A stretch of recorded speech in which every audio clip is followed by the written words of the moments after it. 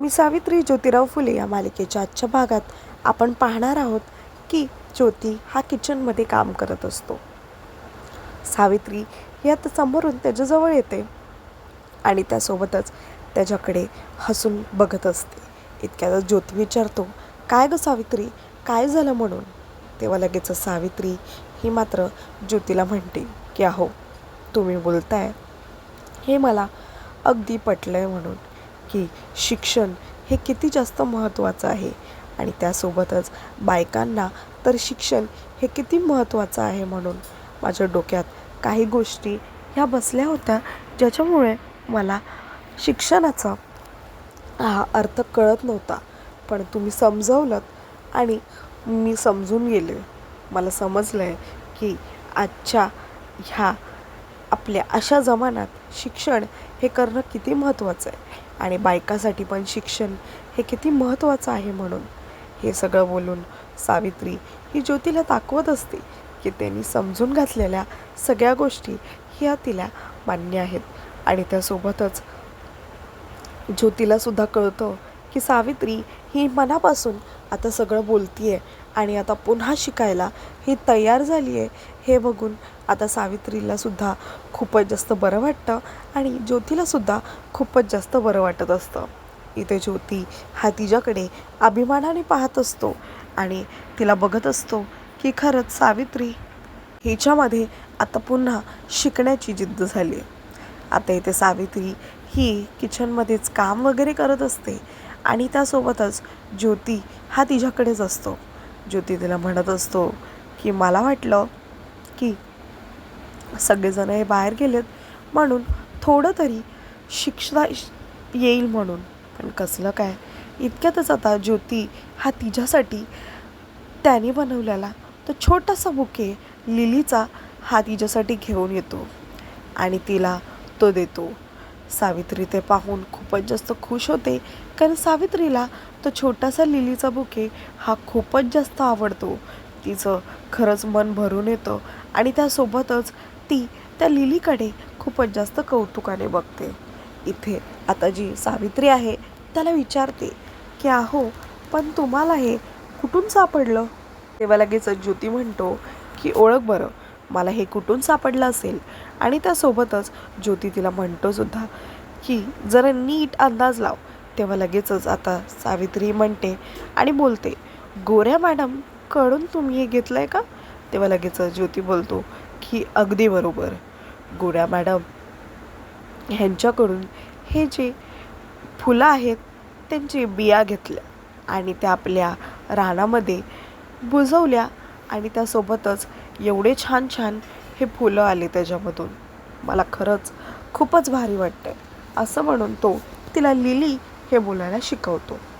इतक्यातच आवाज येतो की बाहेर सगळे आलेत वाटतं, म्हणून सावित्री गूळ आणि पाणी घेऊन बाहेर येतच असते. इथे सावित्री ही सगळ्यांना आता गूळ पाणी वगैरे देत असते.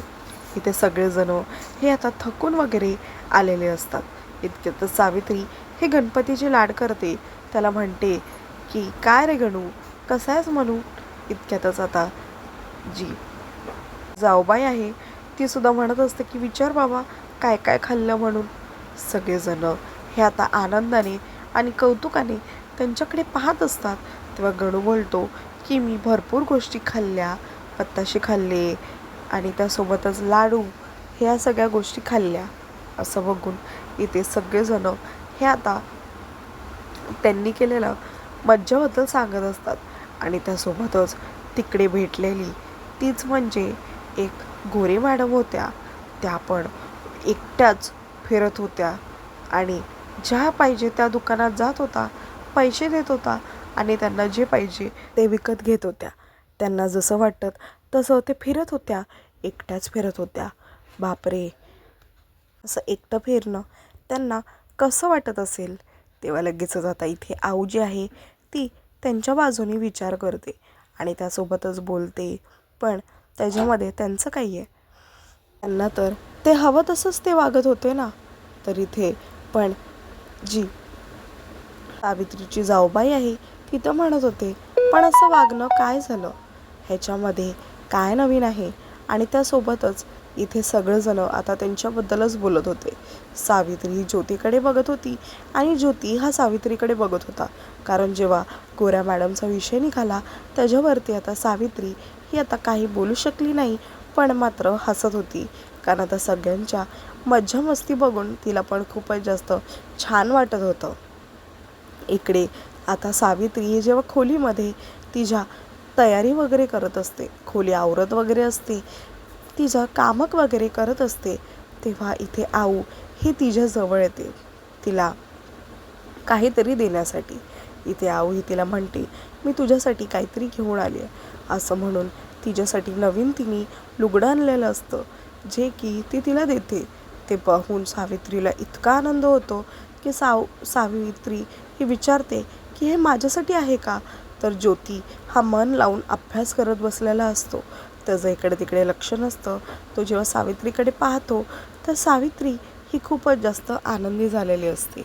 इथे सावित्रीचा आनंद हा तो पाहतो आणि त्या क्षणी त्याला खूपच जास्त चांगलं वाटतं. इथे ज्योतीसाठी पण आता आऊने हे कपडे आणलेले असतात, जे पाहूनसुद्धा सावित्रीला खूपच जास्त आवडतं आणि सावित्री ही मनापासून त्याला बोलवते. आणि इथे ज्योतीसुद्धा हा आता त्या दोघींमध्ये येतो आणि त्यासोबतच आऊला म्हणतो की आऊ, अगं ह्याची काय गरज होती. तेव्हा लगेचच आऊ म्हणते, अरे असं कसं म्हणतोयस, काय गरज होती म्हणजे. आणि इथे एकत्र दोघंही आऊच्या पाया वगैरे पडत असतात. इथे आऊ म्हणते की अरे त्या गोऱ्या मॅडमबद्दल सांगायचंच राहिलं ना, काय त्या गोऱ्या मॅडमचा थाटमेट, ते एकट्याच सगळीकडे फिरत होता. पूर्ण गर्दी ही त्यांच्या अवतीभोवती झाली होती. आपल्या बायकांना पण त्या गोऱ्या मॅडमला पाहायचं होतं, पण दादा कसा आहे हे माहिती आहे ना तुला, असं म्हणून इकडे आऊ ही सगळ्या गोष्टी सांगत असते. इथे सावित्री ही तर कौतुकाने ऐकतच असते. इतक्यातच आता जी ज्योती आहे तो पण आता सगळ्या गोष्टी ऐकत असतो आणि म्हणतो की खरंच बाईंनी शिकलेलं हे खूपच जास्त महत्त्वाचं आहे. आणि इथे आपल्या पण बाईंनी शिकायला पाहिजे ना. पण आपल्या बाई काय करतात, आपल्या बाई ह्या ताप काढतात आणि थंडीने कणकणत बसतात. त्यासोबतच आपल्याला सगळं करावं लागतं नाही का. आपल्यालाच तांदळाची पेज बनवायला लागते आणि त्यासोबतच ती भरवायला पण लागते, नाहीतर आपल्या बाई ह्या ताप काढून कुडकुडत असतात. असं म्हणून ज्योती ही सगळी गोष्ट आता सावित्रीबद्दल सांगतोय हे तर मात्र आऊला समजून गेलेलं असतं. आता ज्योती ही सगळी गोष्ट आऊला सांगत असतो तेव्हा आऊ ही कौतुकाने त्या दोघांकडे सुद्धा पाहत असते. सावित्री हे तर मात्र ज्योतीकडे पाहत असते आणि त्याला निराशाने बघत असते. तेव्हा लगेचच इथे आऊला कळतं की ही नक्कीच सावित्रीबद्दल बोलतोय. तेव्हा इथे ज्योती म्हणतो सुद्धा की नाहीतर काय, आम्हाला सगळ्या गोष्टी ह्या कराव्या लागतात आणि इकडे कोणतरी ताप काढून बसतं बरं का, असं म्हणून इकडे ज्योती हा सांगत असतो. तेव्हा आऊ म्हणते की अरे मग काय झालं त्याच्यामध्ये, तुझीच तर बायको आहे ना, असं म्हणून तो सावित्रीला पाहत असतो. इथे सावित्री ही मात्र लाजते आणि बाजूला निघून जाते. हे पाहून आता ज्योतीसुद्धा हा आता शाळेमध्ये निघालेला असतो. इथे सावित्री आणि आऊ एकमेकांना पाहून हसत असतात. तर दुसरीकडे जेव्हा ज्योती हा शाळेमध्ये पोचतो तितक्यातच आता तिकडे त्याचे दोन मित्र आहेत ते त्याला आवाज देत असतात. त्याला पाहतात आणि त्याला लांबूनच आवाज देतात की ज्योती, अरे ज्योती म्हणून. तितक्यातच आता ज्योती हा त्यांच्याकडे वळून बघतो आणि त्यासोबतच त्याला बोलतो की काय झालं सांगा बरं. तेवढ्यातच आता त्याचे जे मित्र आहेत त्याला सांगतात की आपण त्याला त्याच्याबद्दल नक्कीच सांगूया, असं म्हणून त्याच्याजवळ जातात. त्याला म्हणतात की अरे ज्योती, तुला तो गणूपंत माहिती आहे का म्हणून. तर लगेचच ज्योती बोलतो की हो मला माहिती आहे, आपल्याच शाळेतला विद्यार्थी ना, मला माहिती आहे, पण त्याचं काय.